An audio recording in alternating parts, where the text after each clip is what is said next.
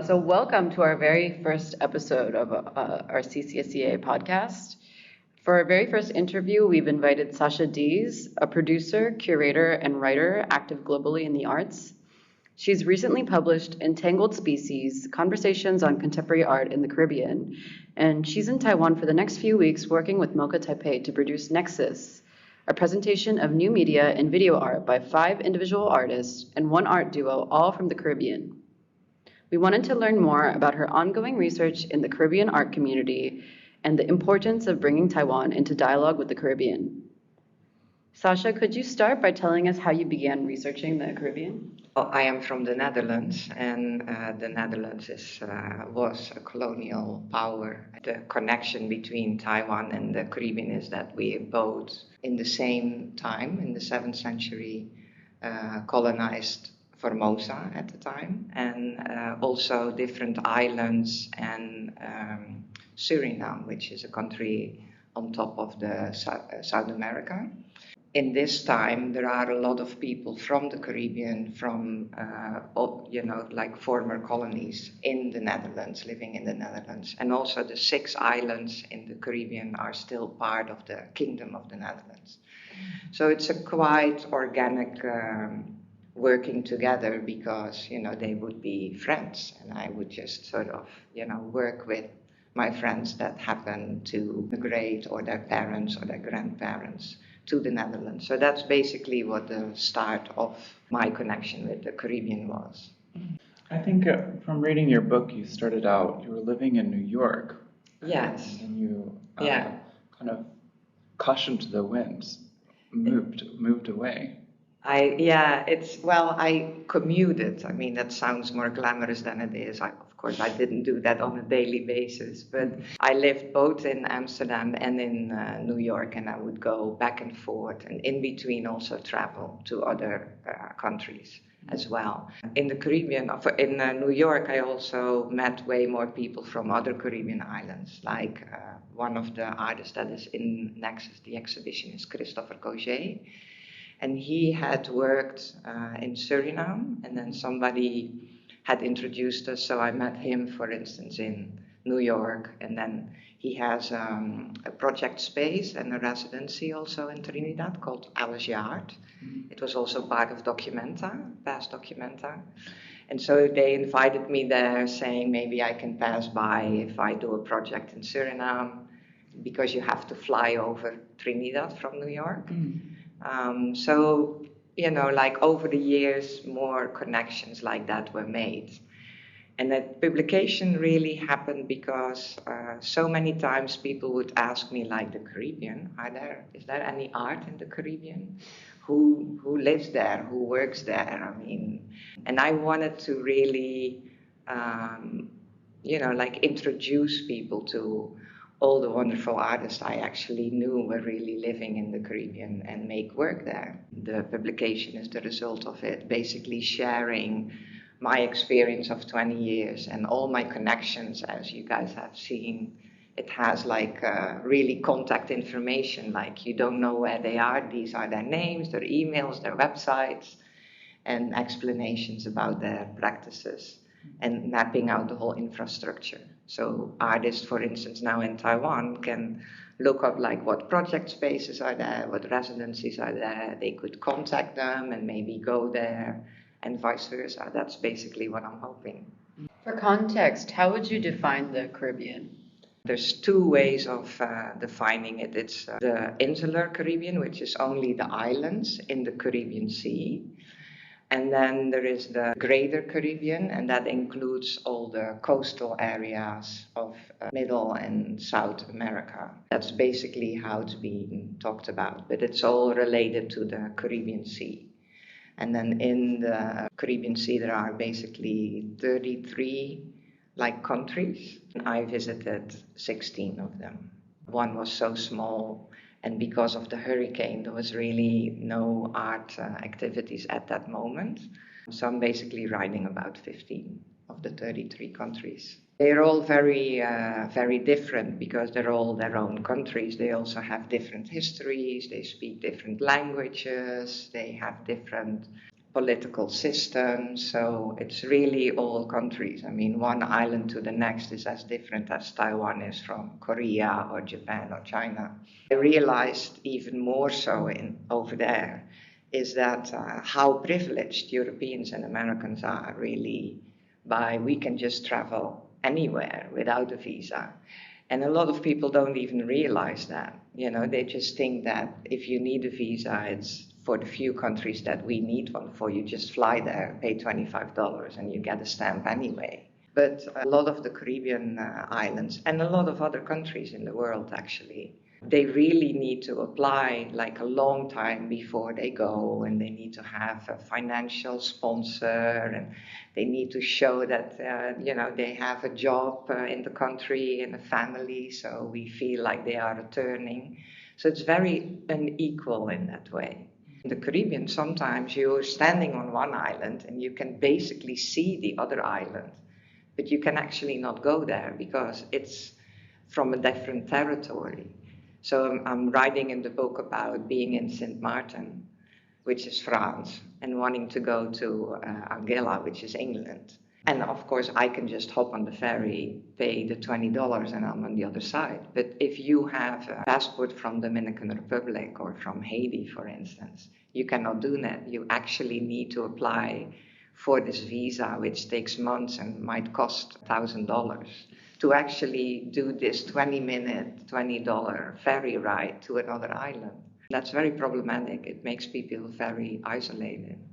Could you tell us a little bit how you connected with the artists that are in the show at MoCA Taipei opening later this next month? Some of them I knew already for a long time, like Sharelly Emanuelson from Curaçao. I knew from Holland because Curaçao is part of the Dutch kingdom. And she studied in the Netherlands. And another artist from Curaçao, Tirso Marta, that some Taiwanese actually might know because Nobuo had him in the show.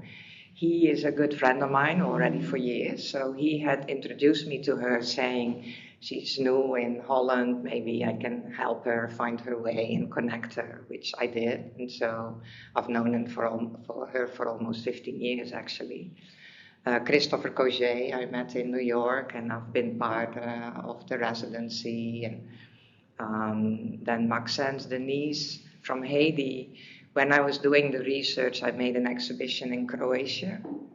And I also brought 7 artists from the Caribbean and connected them with 7 artists from Croatia in the Contemporary Art Museum in Split. So Maksaens was also part of that. So I've known him already. And all these artists also, when I did the research, they would then, I would arrive on an island and maybe I have one connection and they would connect me to all the other artists. So Sofía and Natalia from Puerto Rico, I met because of the research, really.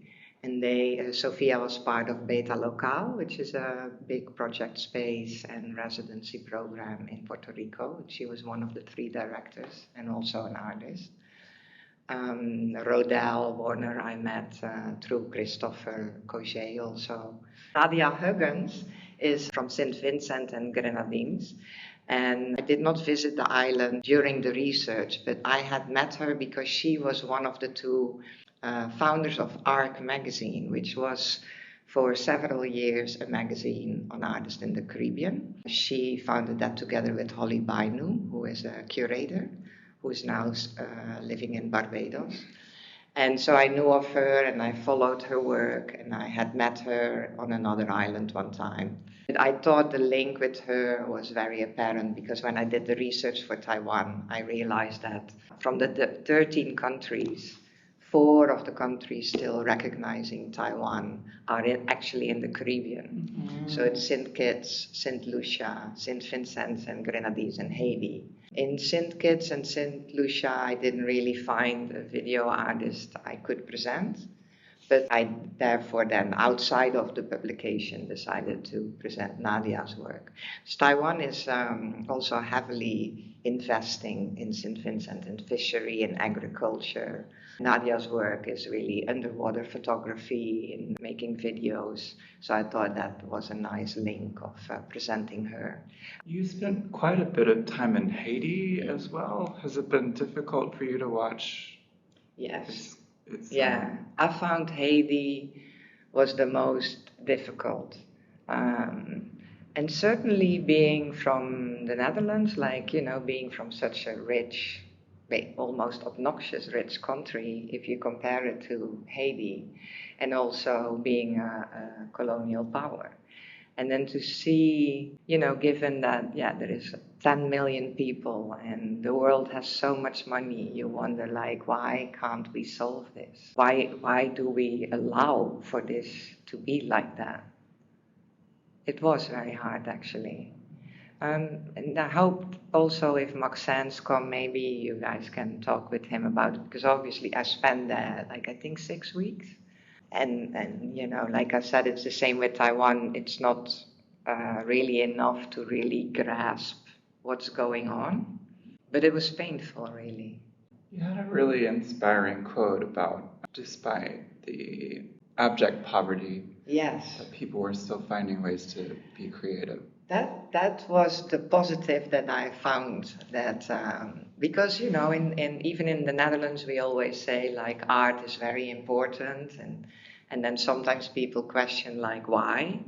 But in Haiti I realized this is exactly why. It's a language to talk about what's going on. What I found is, if given a choice, I think that was the quote, right? Given a choice, if you could buy a little bit of rice and sauce on it, or you just buy only a little bit of rice and you can buy a pencil, that's the choice artists would make, because then they can find a piece of carton and make an artwork that actually then inspires to have a dialogue about what's going on. And that was very inspiring, actually. You see that through the Caribbean. We have so much available to us to make art. And in the Caribbean, it's way more, because everything needs to be imported.